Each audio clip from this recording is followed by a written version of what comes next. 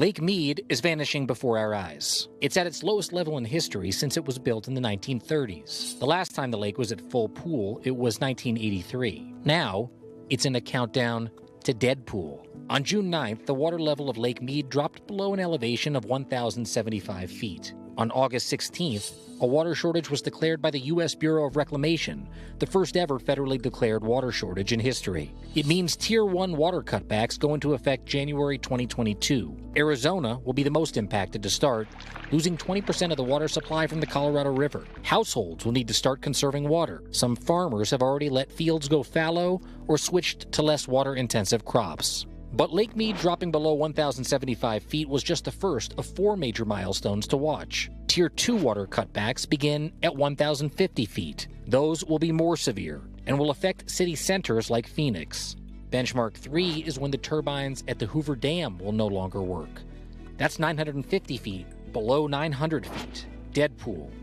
That means no water can leave the reservoir. The Hoover Dam provides enough power each year to serve 1.3 million people across Southern California, Nevada, and Arizona, and help keeps the lights on in Vegas. Losing that clean energy is expected to happen by 2024, but the water level's been dropping faster than previously expected. And now that we're lower, it takes even less water to drop every foot.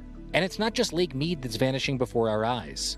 In July, Lake Powell, further up the Colorado River on the Arizona-Utah border, hit its lowest level in over 50 years. About 40 million people rely on water from throughout the Colorado River. Water cutbacks will hit farmers first, then Native American reservations, companies, and big cities. Outside the Colorado River Basin, Lake OROVILLE in California already dropped to a record low. That shut down the power plant there for the first time in history. A glimpse of what's to come: shifting shorelines, relocation of marinas, water cutbacks, and a blow to hydropower. The new normal of America's West.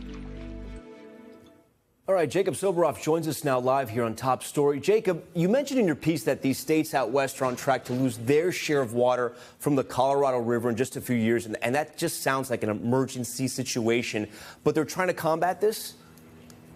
Yeah, that's exactly what they're doing, Tom. And I hate to be drastic or a downer, but really it's going to involve a change of life as we know it throughout here in the Southwest. You heard that in Arizona, they're already starting those water cutbacks. The idea that the Hoover Dam could lose the capability to produce that clean energy for all of the states that rely on the power will be drastic.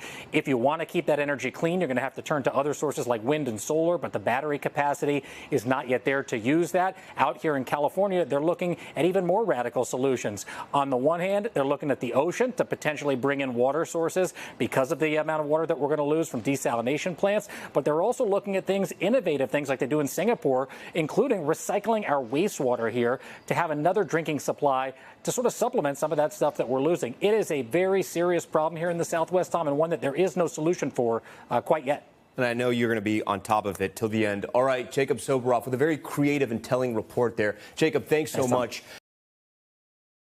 Thanks for watching our YouTube channel. Follow today's top stories and breaking news by downloading the NBC News app.